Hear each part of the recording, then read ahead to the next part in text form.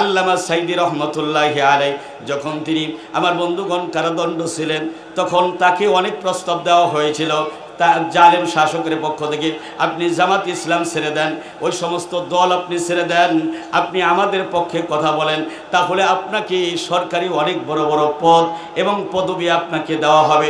লোভ দেখানো হয়েছিল আমার ভাইরা, আমার বন্ধুরা আমার, কিন্তু তিনি লোভের লোভান্বিত না হয়ে জামাত ইসলামে কামতের দিন তিনি ছেড়ে দেন নাই। ইসলামের উপরে একামতের দিনের উপরে তিনি প্রতিষ্ঠিত ছিলেন। শেষ পর্যন্ত জালেম শাসকেরা আমার বন্ধুগণ ষড়যন্ত্র করে কোরআনের পাখিকে আমার বন্ধুগণ দুনিয়া থেকে বিদায় করে দিয়েছে, ঠিক না?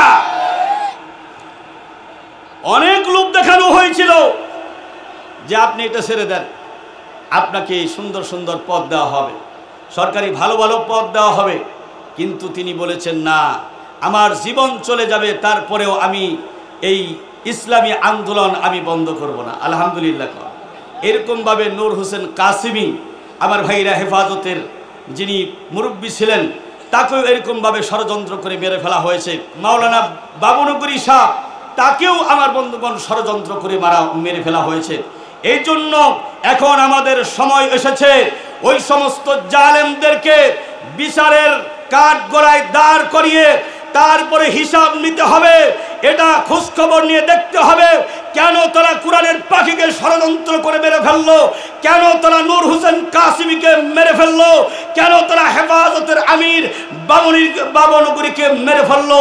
এর জবাব যে পর্যন্ত তারা না দিবে, খোদার কসম বাংলার জমিনে সুষ্ঠুভাবে কোনো বিচার কার্যকলাপ চলতে দেওয়া হবে না, ঠিক কিনা?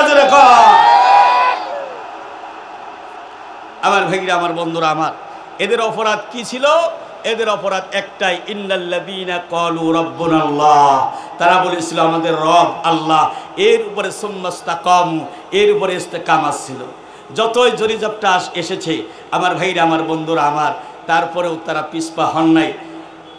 হেফাজতের আমির আল্লামা বাবুনগরী সাহেবকে যে পুলিশ অফিসার এই দাড়ি এইভাবে ধরে তারপরে বলেছিল যে মাওলানা মৌলভী তোমার মুখে পেশাব করে দেওয়া দরকার।